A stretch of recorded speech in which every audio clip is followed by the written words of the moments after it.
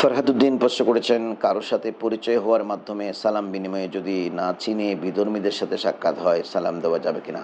তা দেখা গেল যে একটা মজলিস আপনি গিয়েছেন, ওখানে 2-4-5 জন মানুষ বসে আছে। তো আপনার সন্দেহ হচ্ছে ওখানে হিন্দু থাকতে পারে।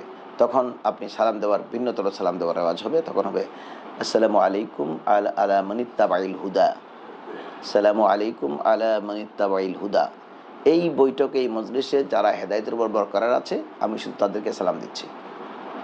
কারণ আপনি চিনছেন না, একটা দোকানে হিন্দু বসে আছে, মুসলিম বসে আছে, কে হিন্দু হে মুসলিম আপনি চিনেন না, তখন আপনি সালাম দেবেন আসসালামু আলাইকুম ইয়া মানিত্তাবাইল হুদা, আলা মানিত্তাবাইল হুদা, এভাবে আপনি সালাম দেবেন।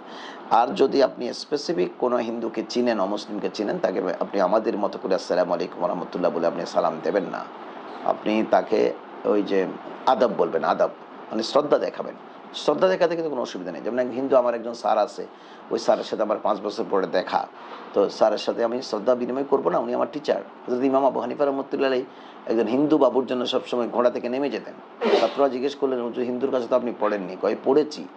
আমি একটা বিষয়ে একদিন আমার জানা ছিল না যে কুকুর কখন প্রাপ্তবয়স্ক হয়।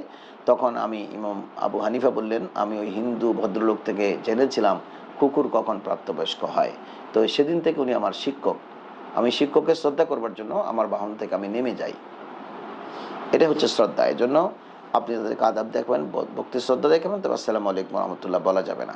এটা মুসলমানদের জন্য খাস। একজন মুসলমান একজন মুসলমানকে দেবে, অমুসলিমকে এই প্রতিক্রিয়া সালাম দেওয়া যাবে না। তবে হ্যাঁ, নমস্কারও বলা যাবে না। নমস্কার ওদের সালাম দেওয়ার রীতি। আপনি আদাব বলতে পারেন, স্যার আপনার প্রতি শ্রদ্ধা, মোহতরম আপনার জন্য আমার শ্রদ্ধা ভালোবাসা আছে। বাস। আশা করি বিষয়টি আপনারা বুঝে আসছে। আপনাকে অসংখ্য ধন্যবাদ।